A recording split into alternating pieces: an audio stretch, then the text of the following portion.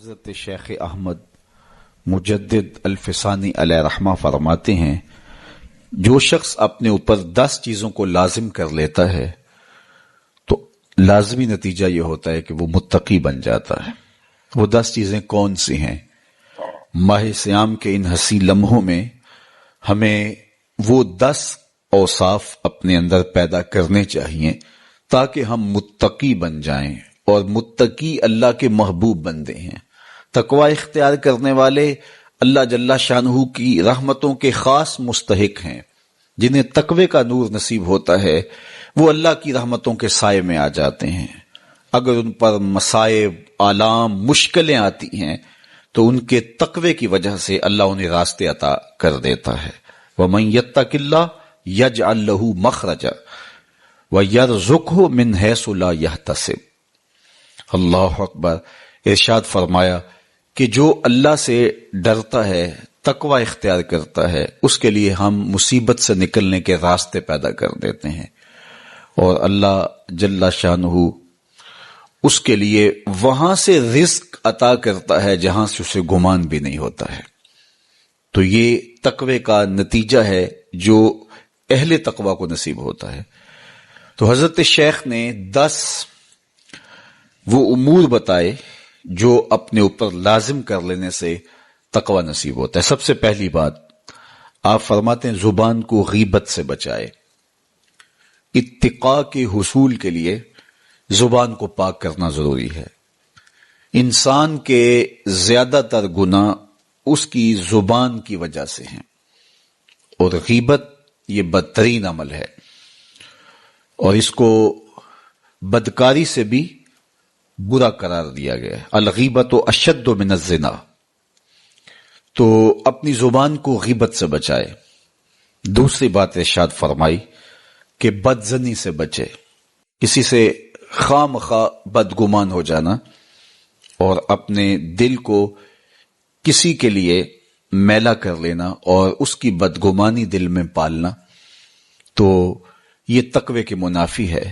تو کسی کی بدگمانی سے، بدظنی سے اپنے دل کو بچائے، زبان کو غیبت سے بچائے، دل کو بدگمانی سے بچائے، اور مسخرہ پن سے بچے۔ بات بات پہ ٹھٹھے مار کے ہنسنا اور اس طرح کی زندگی بسر کرنا۔ اور آج کل تو جب بھی دوست احباب اکٹھے بیٹھتے ہیں تو سنجیدہ اور متین باتیں کم ہوتی ہیں، زیادہ وقت لطیفوں میں ہی کٹ جاتا ہے۔ انسان کو خوش مزاج ہونا چاہیے، اس کی طبع میں شگفتگی ہونی چاہیے، لیکن شگفتگی، خوش مزاجی اور مسخرہ پن میں فرق ہے، اس کو سمجھنا چاہیے۔ سنجیدہ اور متین زندگی یہ مومن کی زینت ہے، انسانیت کا حسن ہے۔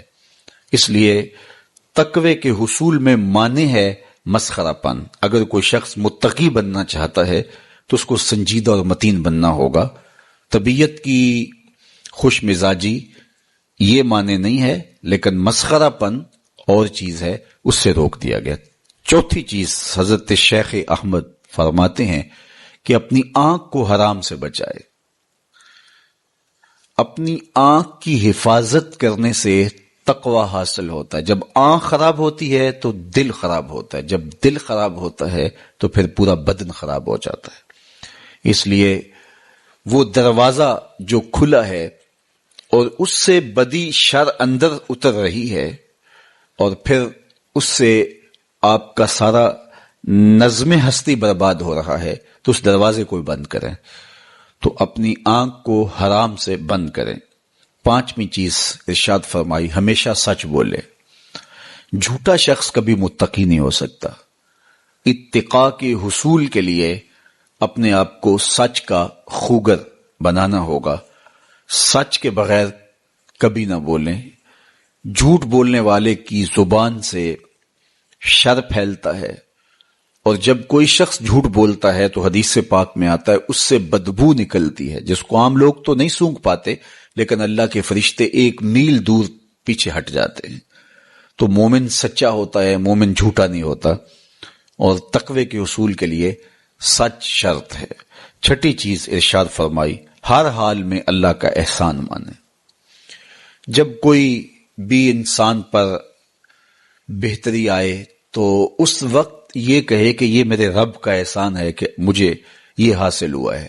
بہت سارے لوگ اپنی محنت کا نتیجہ قرار دیتے ہیں کہ یہ میں نے کیا تو اس کے نتیجے میں یہ ملا۔ بسا اوقات آپ کتنا سیدھا کام کر رہے ہوتے ہیں، کتنی محنت کر رہے ہوتے ہیں، لیکن نتیجہ اس کے برعکس آ رہا ہوتا ہے۔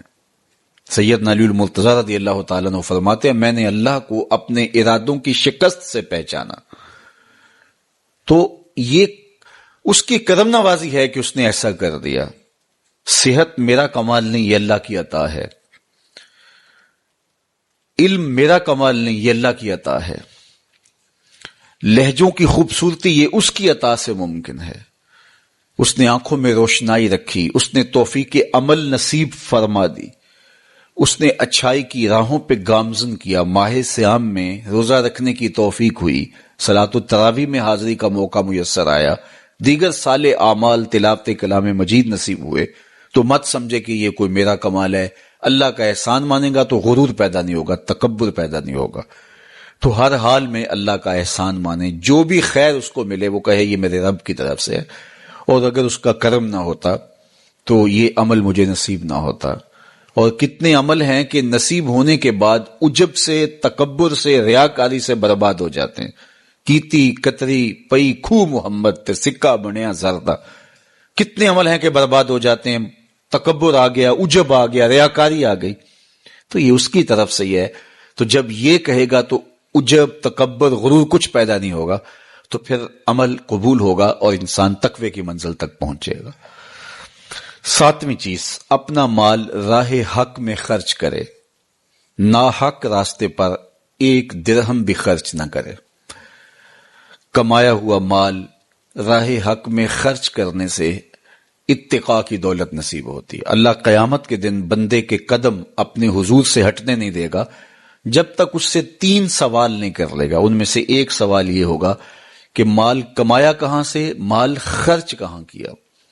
جس طرح مال حلال کمانا ضروری ہے، مال کو جائز جگہوں پہ خرچ کرنا بھی ضروری ہے، حق کے راستے پہ خرچ کرنا بھی ضروری ہے۔ اس لیے یہ اپنی طبع کے اندر لازم کر لے کہ کبھی بھی اس کا مال کسی ناجائز اور فضول کام میں خرچ نہ ہو، راہ حق میں اس کا مال لگے۔